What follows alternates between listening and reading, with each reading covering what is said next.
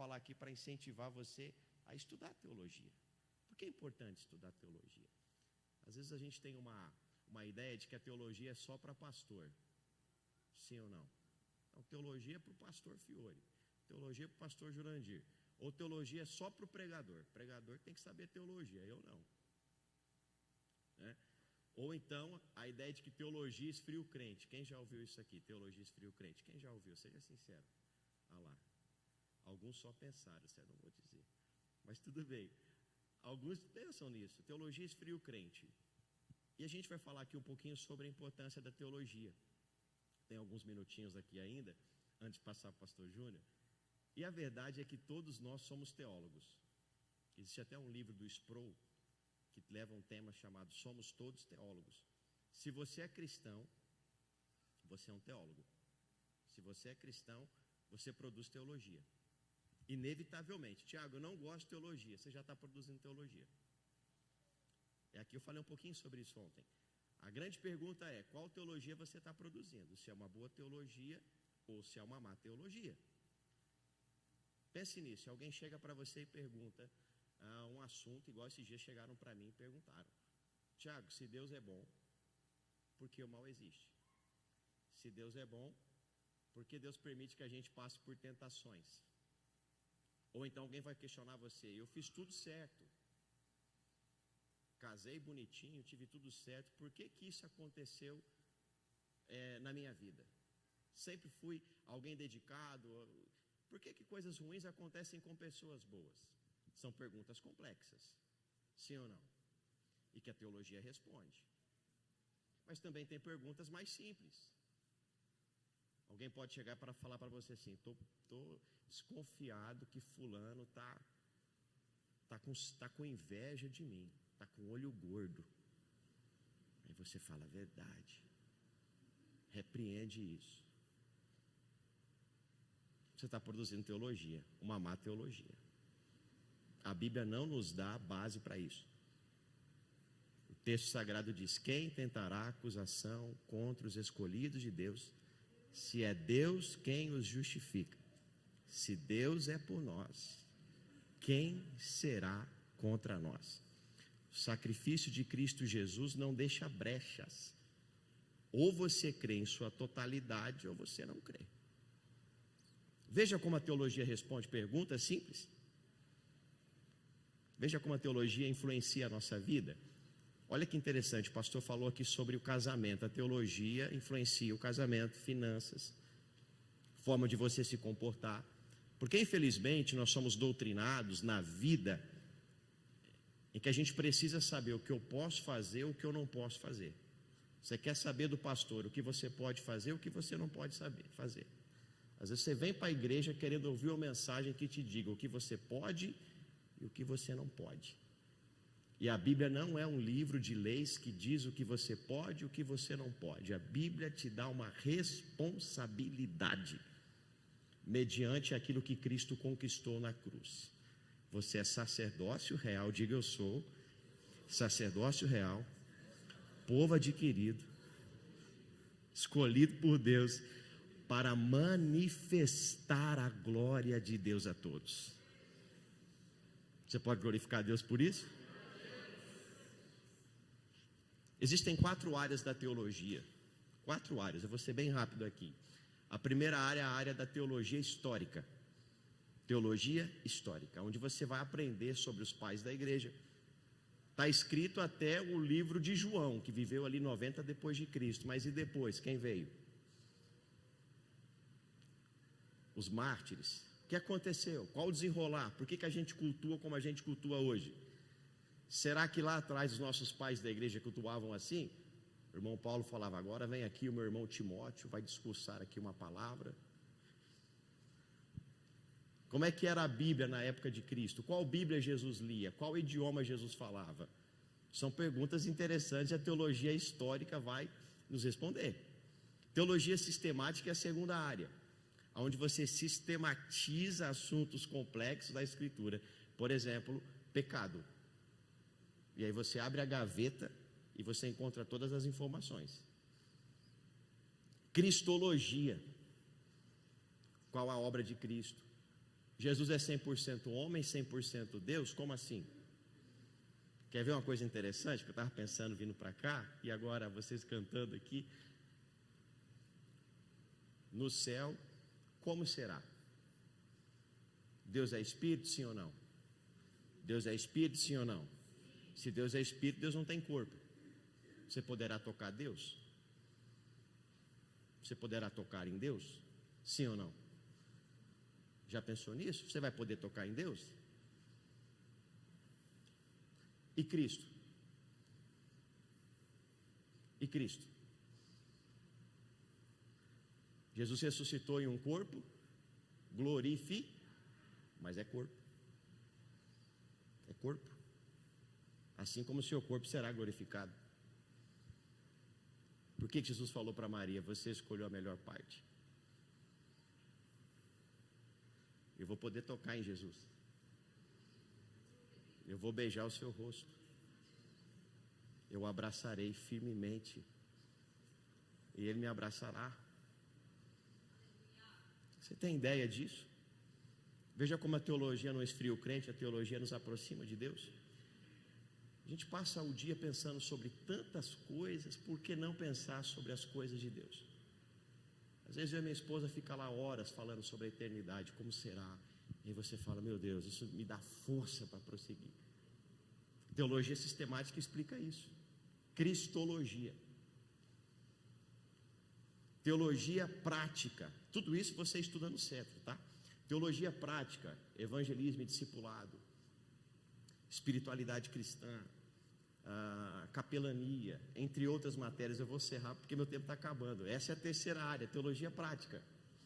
E a quarta área, teologia que eu sou apaixonado, que eu me dedico a estudar, que é a teologia bíblica, onde você estuda a Bíblia como uma única história e analisa os temas e os seus desenvolvimentos, porque às vezes a gente lê uma história, você lê a história de Esther e você não sabe como isso se encaixa no contexto bíblico. Você fala: mas Esther está na Pérsia e Daniel está na Babilônia. Que loucura é essa? A teologia bíblica analisa os eventos históricos e o que perpassa tudo isso. Abra sua Bíblia aí no início do Evangelho. Vamos lá? No início do Evangelho. Qual é o início do Evangelho? Mateus, Lucas, João? Evangelho, início do Evangelho. Marcos?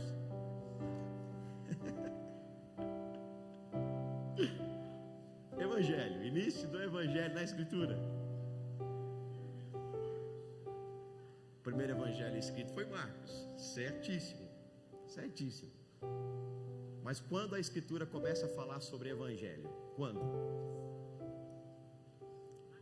Evangelho é a boa notícia, sim ou não? Você sabe disso, né? É a boa nova, ok? Quando a Escritura começa a falar sobre boa nova? Olha a importância da teologia bíblica, hein? Gênesis, uau, 3:15. Abra aí. Aleluia. Jesus é tão bom. Gênesis 3:15. Aí você lê rapidamente aí. Porém, inimizade entre você e a mulher. Deus está falando para a serpente. Entre a sua descendência e o descendente dela. Este lhe ferirá a cabeça e você lhe ferirá o calcanhar. Primeira coisa aqui. A boa notícia começa com uma má notícia. Acho que é isso o problema do Evangelho hoje no Brasil. As pessoas só querem a boa notícia e se esquece que a boa notícia começa com uma má notícia. Essa frase não é minha, é do John MacArthur. A boa notícia começa com uma má notícia. A má notícia é: você é um pecador. Quando Adão pecou, todos pecaram. E significa, e Paulo fala isso, não sou eu. Significa que se fosse o Tiago Géser no jardim, teria aceitado o fruto. Porque a humanidade pecou. A humanidade pecou. Esses memes aí da gente lá reclamar com Adão, isso aí tá fora de base. Quando chegar no céu, você já viu esse meme, né?